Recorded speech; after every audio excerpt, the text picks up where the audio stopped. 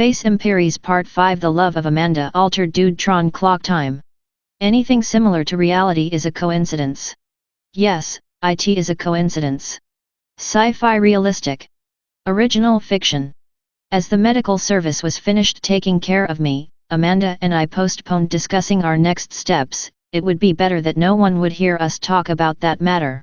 We knew the explosion could be a coincidence, or that couple of bitches bombed us. If Neurotech was willing to give us gifts like an electromagnetic pulse pump, it meant that we were dangerously close to discovering something important. Amanda, we have to find them, I said, referring to Melissa and Klaus, but without naming them.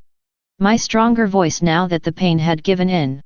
We cannot allow them to continue to act if they are directly responsible for the outbreak.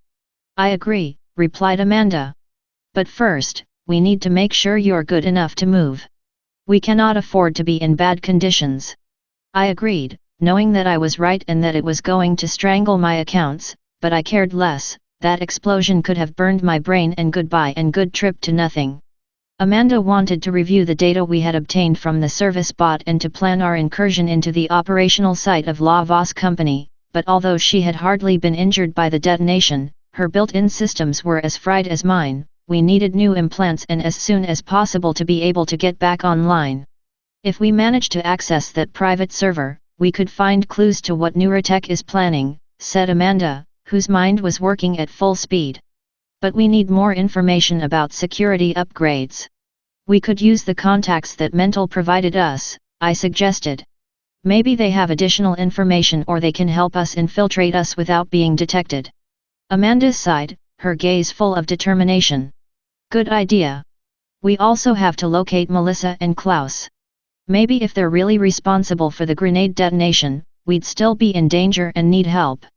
With a plan in mind, Amanda headed to a public terminal, marked Techno Insumos Rafaela, one of the contacts of Mental, which logically coincided with our need to renew our integrated equipment.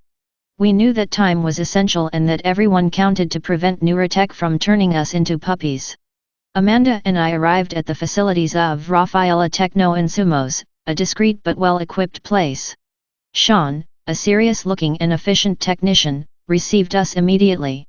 Mental informed me of his situation, said Sean, as he guided us to a facility room before installation. A comprehensive medical evaluation is carried out to ensure that they are in good condition for the implants. We are going to need to replace your implants and upgrade your systems.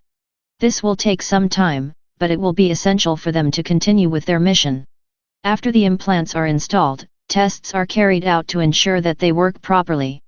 This includes calibration of devices and fine adjustments to optimize their performance.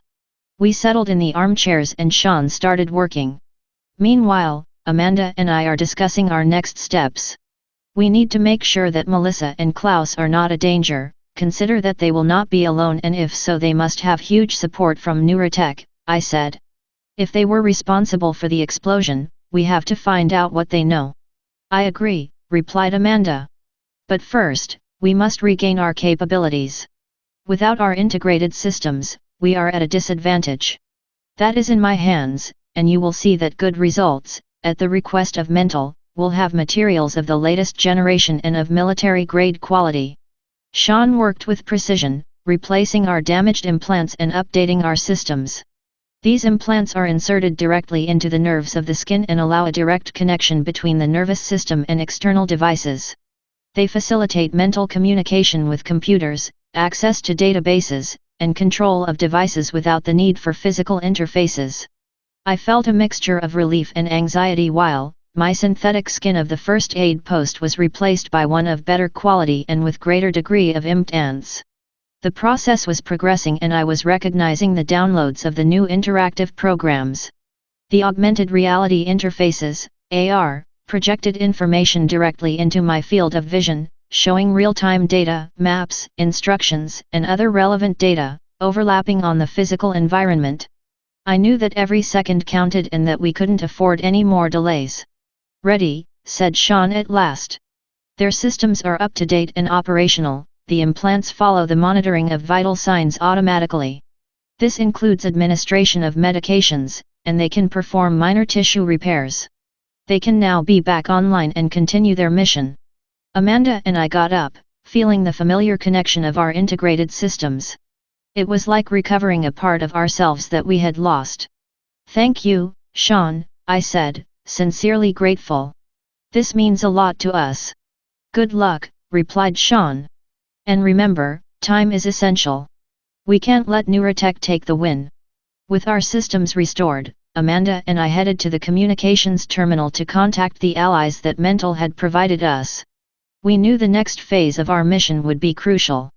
When we finally left Rafaela Techno and Sumos feeling renewed and ready to face what would come, we were like children with new jewelry. Amanda seemed enthusiastic, traveling who knows how many digital worlds, while I could not fail to observe our surroundings, making sure that there were no immediate threats around us, especially that there would not be someone sewing with thermomagnetic grenades.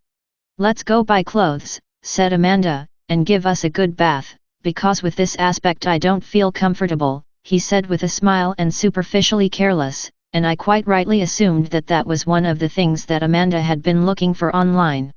Near the center of the Citadel Dome in iCity's Planitia we enter Faraday's Suits, a high-performance boutique, good, of high standard for the humble Martian standards.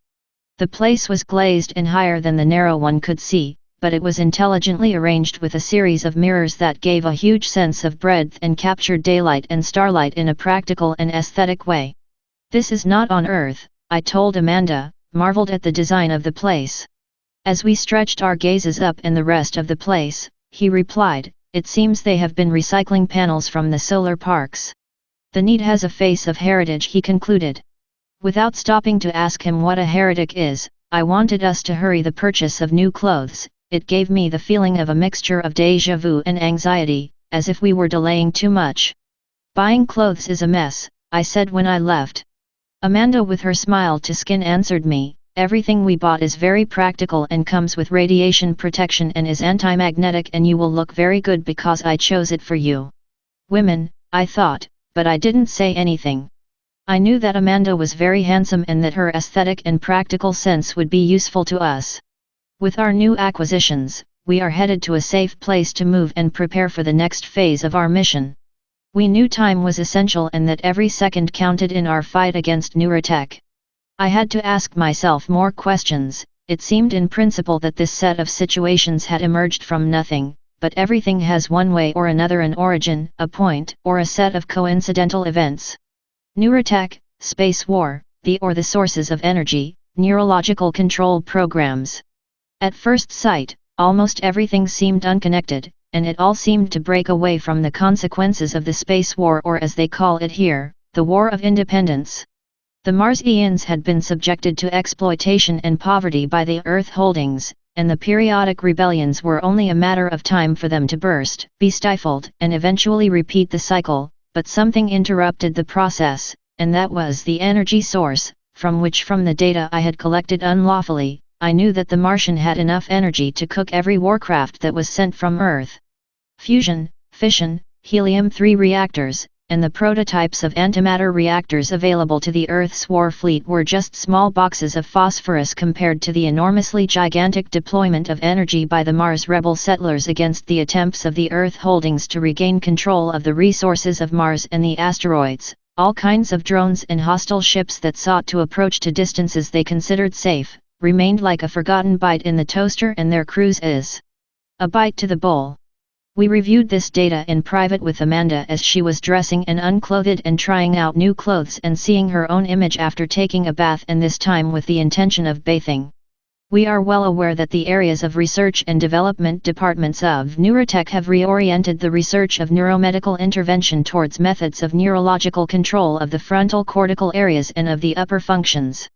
"Yes, doctor," I said, relaxing the conversation. "These cursed Chingada want to control wills by the force of breaking breasts, and if I think about it again, apart from reviewing data queries, and talking to Mental, let's assume that the holding is projecting or has projected systematic monitoring programs."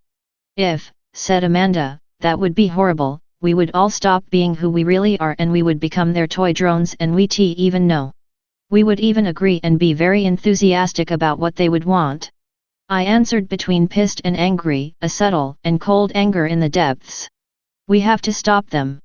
said Amanda suddenly serious and with great emphasis.